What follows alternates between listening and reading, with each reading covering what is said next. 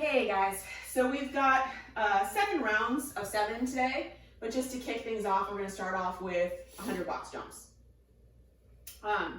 If you don't have a box, what can you do? You can do 100 tuck jumps. I don't love it. It's not really the same thing, but do 100 tuck jumps if you need to. I would probably do 100 burpees rather than 100 tuck jumps. If, you know, go for a mile run. Really the whole point of this is to just do something to get your heart rate going.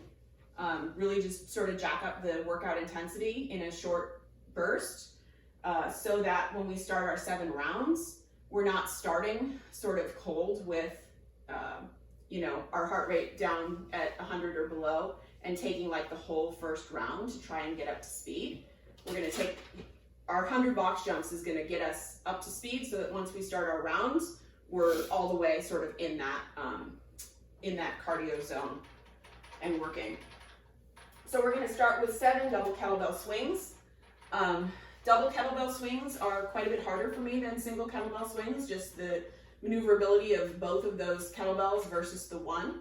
So if it's something that you struggle with, and you have lighter kettlebells, it's a great thing to work on. But if the double versus the single is really the challenge for you, you can always just do a single kettlebell swing. If you can go a little heavier, then do that. So when I do my double kettlebell swings, I really like the handles to be forward rather than vertical rather than horizontal, because it gives me just a little bit more space between my legs and a short. So from here, everything else is the same. My hips are hinged back. I'm gonna lock down my lats and tilt the kettlebells toward me. I'm gonna hike right between my legs and aggressively thrust. I'm gonna hit 7 there, put them back down. I'm gonna do 7 air squats. I'm gonna use my ball. So my hips go down and back. I should be just about touching the ball. So what if I can't touch the ball? Okay, then I can't touch the ball. I'm gonna do what I can do.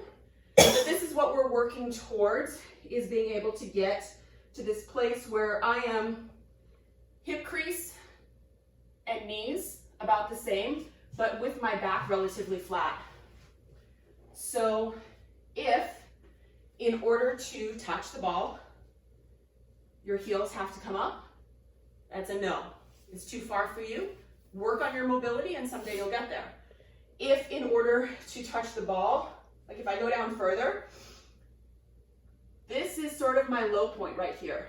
I can go down to the ground further than that, but when I do, my lower back curves. So this is fine. This is a very different squat. This is not an active squat. This is like a mobility squat. So this is something I'm gonna do for my warm up, for my cool down, for my stretching phase, but I'm certainly never gonna do that loaded with weight because it's not a very good place for my back. So for my air squats, where I'm trying to move relatively quickly, I want my back to stay nice and flat. Arms out in front can help counterbalance.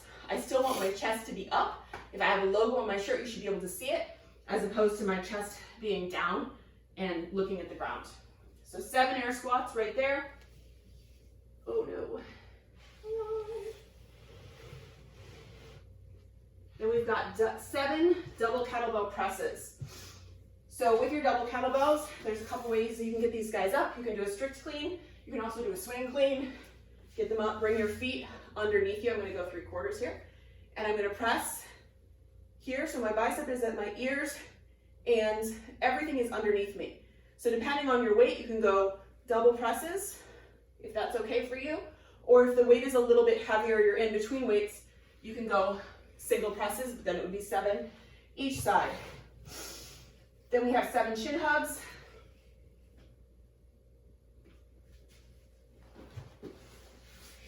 Initiate the movement with your arms. Try to keep your feet flat on the ground.